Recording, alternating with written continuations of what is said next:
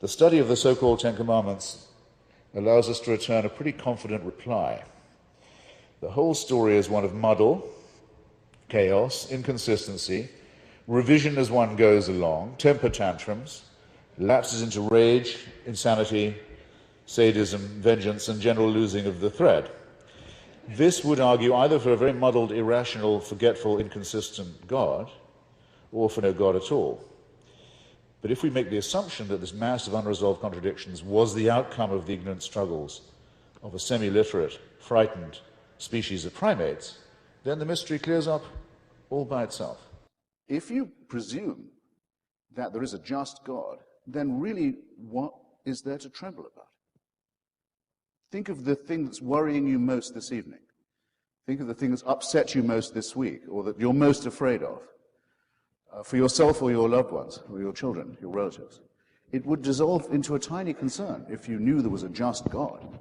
Everything would assume a completely different proportion. At once, there's a just God, what matters it, my trivial worries?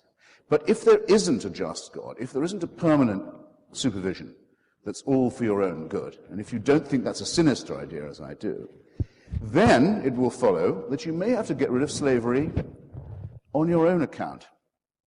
You may have to take the responsibility upon yourself as a human. You may have to invoke humanism and human solidarity and say, this cannot stand. I cannot live as a human while another person is in bondage. And I submit, just to begin with, just so you understand our difference properly, that that is a much more noble and ethical and also much more logically probable position than the idea that one can refer these dilemmas upward to a supernatural dictatorship, to a celestial totalitarianism that may or may not be just, but we had better hope, since we believe in its existence, does care about us. In other words, that reduces us to the abject and much more to the random and the unconsidered than any scientific concept would do. Ask yourself if you really wish it was true that there was a celestial dictatorship that watched over you from the moment you were born, actually the moment you were conceived, all through life, night and day, knew your thoughts, waking and sleeping. Could in fact convict you of thought crime. The absolute definition of a dictatorship can convict you for what you think, or what you privately want, what you're talking about to yourself, that monitors you like this, under permanent surveillance, control, and supervision, and doesn't even let go of you when you're dead, because that's when the real fun begins. Now, my question is this. Who wishes that that were true? Who wants to lead the life of a serf in a celestial North Korea? I've been to North Korea. I'm one of the very few writers who has. I'm indeed the only writer who's been to all three axis of evil countries, Iran, Iraq, and North Korea. And I can tell you, North Korea is the most religious state I've ever been to. I used to wonder when I was a kid, what would it be like praising God and thanking him all day and all night? Well, now I know. Because North Korea is a completely worshipful state. It's set up only to do that, for adoration. And it's only one short of a trinity. They have a father and a son, as you know, the dear leader and the great leader. The father is still the president of the country. He's been dead for 15 years. But the Kim Jong-il, the little one, is only the head of the party and the army. His father is still the president, head of the state. So you have in North Korea what you might call a necrocracy. Or what I called a mausolocracy, a thanatocracy. Just one short of a trinity. Father, Son, maybe no Holy Ghost, but they do say that when the birth of the younger one took place, the birds of Korea sang in Korean to mark the occasion. This I've checked. It did not happen. Take my word for it. Didn't occur. And I suppose I should add that they don't threaten to follow you after you're dead. You can leave North Korea. You can get out of their hell and their paradise by dying. Out of the Christian and Muslim one, you cannot. Now, this is the wish to be a slave. And in my view, it poisons human relations. But you'd have to imagine, let's say the human species has been, Homo sapiens has been with us. Some people say as long as 250,000 years. Some say 200, some say 100,000. Francis Collins and Richard Dawkins oscillate about this. It's not a very big argument. I'll just take 100,000, if you like. You have to imagine that human beings are born. Well, actually, most of them, a good number of them aren't born. They die in childbirth or don't long outlive it. They're born into a terrifying world of the unknown. Everything is a mystery to them, everything from disease to volcanic eruptions.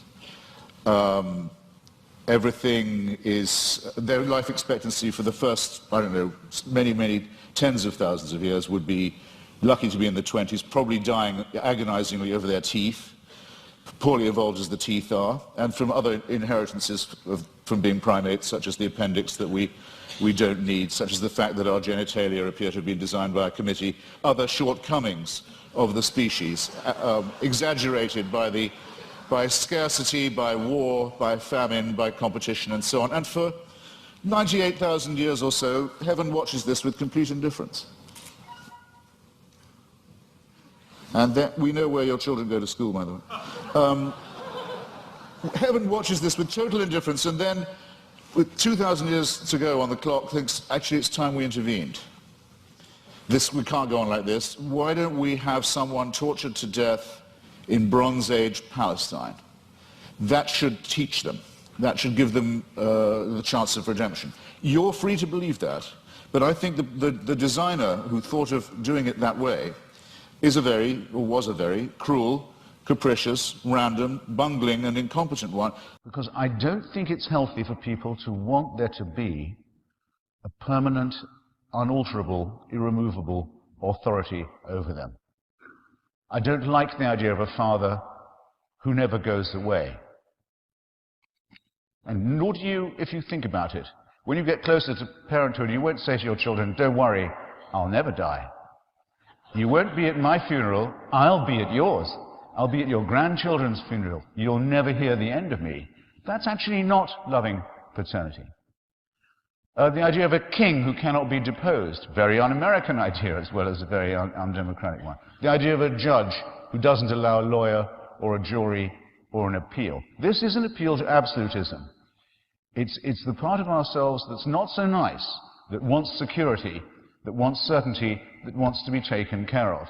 For hundreds and hundreds of years, the human struggle for freedom was against the worst kind of dictatorship of all, the theocracy, the one that claims it has God on its side, the divine right of kings, the feudal system, the monarchical one against which the American Revolution, with its secular humanism, took place. I believe the totalitarian temptation has to be resisted, and I believe this is one of its core and origin points. And so what I'm inviting you to do is to consider emancipating yourself from the idea that you, selfishly, are the sole object of all the wonders of the cosmos and of nature, because that's not a humble idea at all. It's a very arrogant one, and there's no evidence for it. You do better to emancipate yourself from it and do some real study of genetics and biology and cosmology. And then, again, a second emancipation, to think of yourselves as free citizens who are not in thrall to any supernatural, eternal authority, which you will always find is interpreted for you by other mammals who claim to have access to this authority that gives them special power over you. Don't allow yourselves to have your lives run like that. To the contrary, men and women made many gods in their own images, and it shows. After all, it's just as difficult for me to disprove that there are 1,000 gods as that there is one. And every believer you know has gods he doesn't believe in. The rabbi doesn't believe in Allah. You don't believe in Zeus. Muslims don't believe that Jesus of Nazareth was the Son of God. All of them think all that's absolute nonsense, but that their own belief is the valid one. Now again, I put it to you, either all these beliefs are equally true, which seems impossible, or only one of them is true, which admittedly is a possibility, or they are all false, and I am not the atheist you think I am. Everyone in the room is an atheist because they have a God in which they don't believe.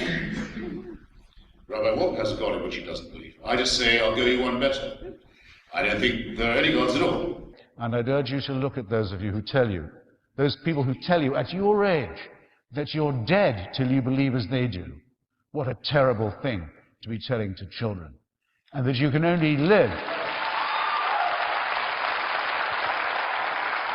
and that you can only live by accepting an absolute authority. Don't think of that as a gift. Think of it as a poisoned chalice. Push it aside, however tempting it is. Take the risk of thinking for yourself. Much more happiness, truth, beauty, and wisdom will come to you that way. Thank you.